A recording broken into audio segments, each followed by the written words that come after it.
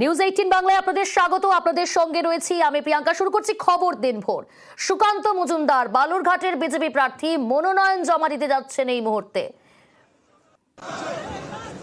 কর্মী সমর্থকদের সঙ্গে নিয়ে মিছিল করে মনোনয়ন জমা দিতে সুকান্ত মজুমদার। বালুরঘাটের বিজেপি প্রার্থী সুকান্ত মজুমদার আজ মনোনয়ন জমা দেবেন এবং তার আগে কর্মী সমর্থকদের সঙ্গে নিয়ে মিছিল করে মনোনয়ন জমা দিতে যাচ্ছেন তিনি।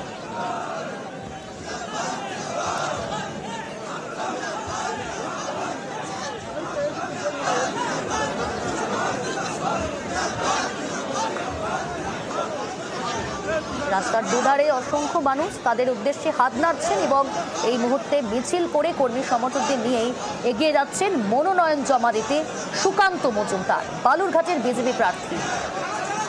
আমরা দেখছি দলীয় পতাকা এবং গেরুয়া রঙের এবং সবুজ রঙেরও বেলুন কর্মী সমর্থকদের হাতে।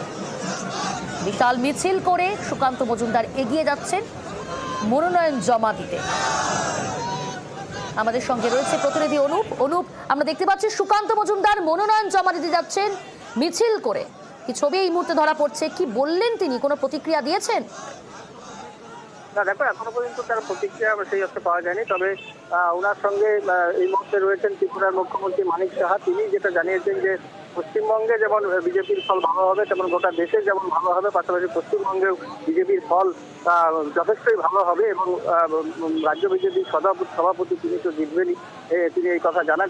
এই মুহূর্তে বালুরঘাট শহরে সস্ত্রীক সুকান্ত মজুমদার বর্ণাঢ্য মিছিল করে মনোনয়ন জমা দেওয়ার জন্য আসছেন। এই মুহূর্তে বালুরঘাট বাসস্ট্যান্ড মিছিল খস করেছে।